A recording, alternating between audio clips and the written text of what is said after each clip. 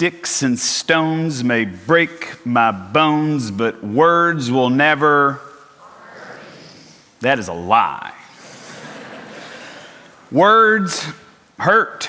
Words seep into our psyche, and they wound the most deep and most fragile parts of our soul. Yes, sticks and stones break bones, but words, they harm us too.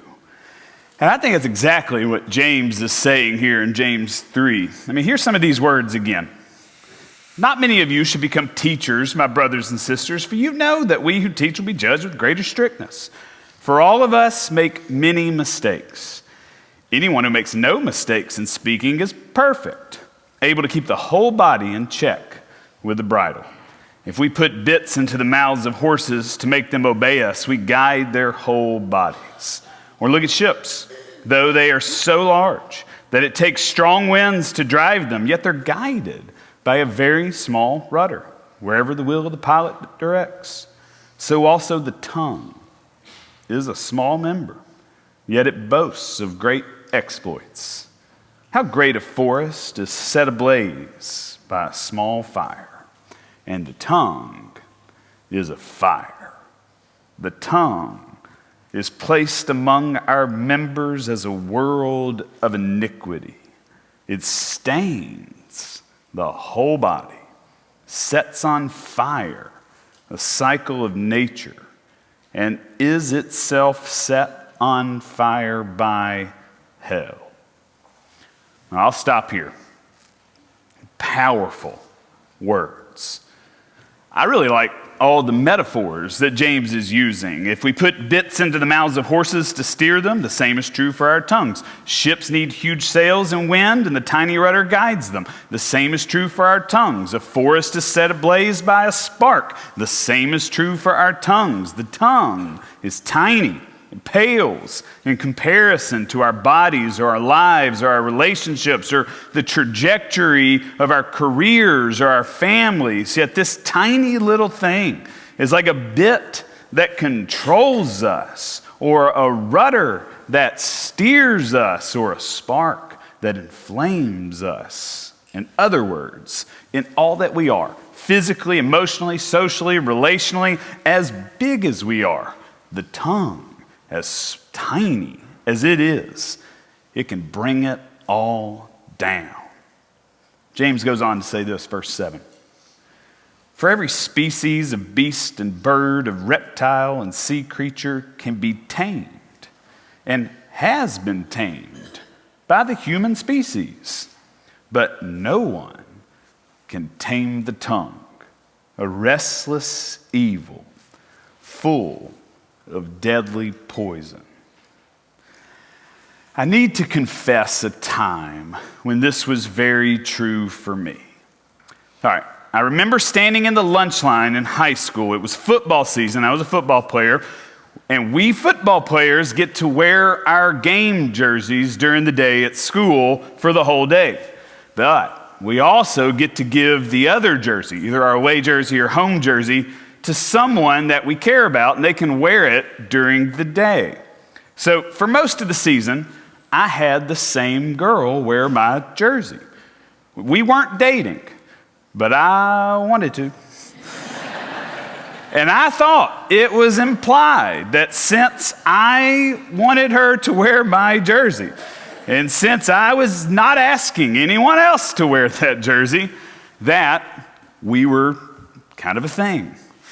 Well, several weeks into the season, I went to give her my jersey, and she had already accepted another from another player on the team.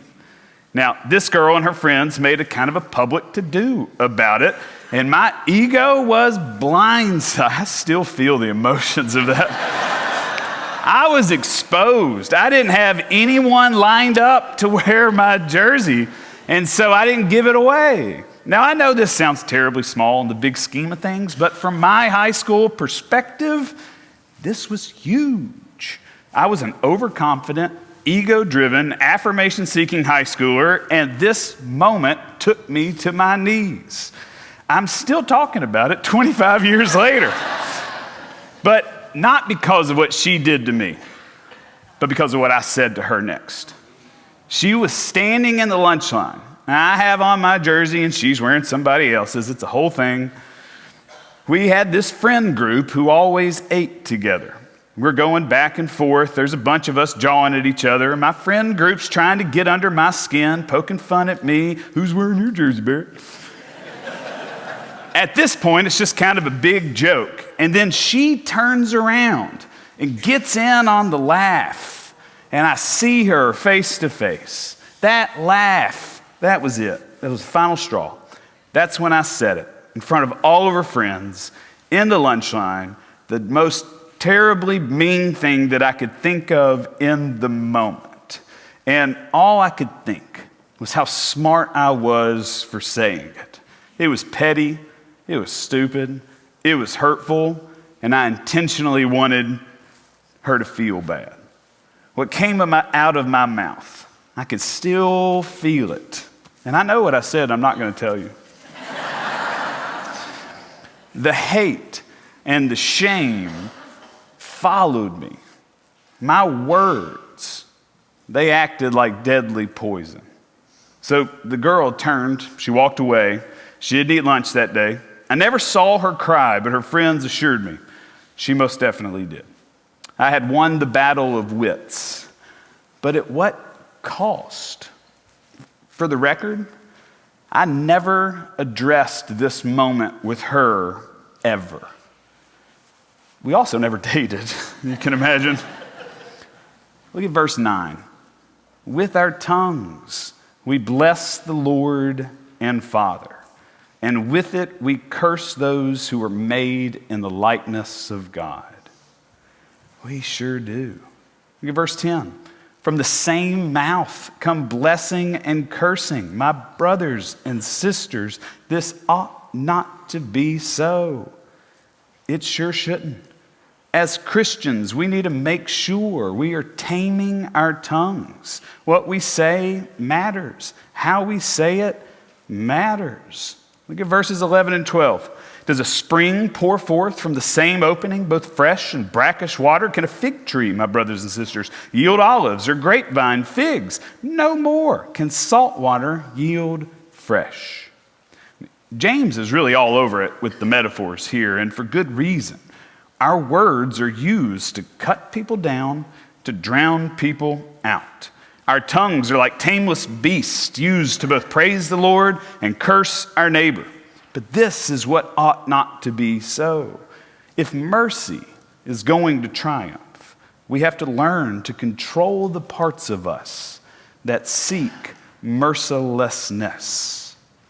Because whether or not we realize it, our words hurt and they leave people wounded. I don't like to bring in present day stuff into sermons, but it feels apropos that this week, at this time, what we say to one another, especially those who are different, we should say it softly. We should say it kindly. I mean, the research proves it. I first got concerned about this several years ago when I was reading Henry Nouwen, and his research goes like this. People listen to outside voices more than they listen to their inner voice. Our personalities and desires and events come from the outside of who we are. We are told who we are, and we believe it. Our internal makeup is shaped, at least partially, by what comes to us from out in the world. And what comes to us from out in the world? Words. Advertisements use words, commercials use words, teachers use words, coaches use words. Then we process them internally. And what happens is they seek into our thought patterns, and it defines our worldviews, how we see ourselves. If the words are loving, it makes us feel good about who we are. If the words aren't, then we second guess our place in the world. All right, so this is a picture I put together. This is Henry Nouwen's research. It's simple, but it's profound.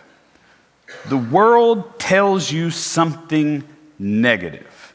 You aren't good enough. And then you begin to listen to that on repeat. And it creates for you this self-rejection. Self-rejection creates this neurosis, an insecurity that leads to make you feel like that you belong in human darkness. No one should really see you for who you are. When you enter into human or outer darkness, then you start really feeling like you don't belong in human existence. And when that starts feeling that way for you, then you begin to hear more voices reminding you that they're right. You don't belong. You aren't good enough. You haven't earned your place here. The cycle just repeats. And do you know how all of this starts? With words. Words hurt. They even lead people to death. Others mean words lead to self-rejection, which leads to neurosis, which leads to feeling like you're in human darkness, which only confirms the negative words that brought you into that cycle from someone else. It is as if James knows this and is warning all of us from the same mouth come blessing and cursing. My brothers and sisters, this ought not to be so. As Christians, we have got to speak better. As Christians, we have to use words better. As Christians, we have to tame our merciless tongues. Yes, sticks and stones break bones, but words, they do even more damage.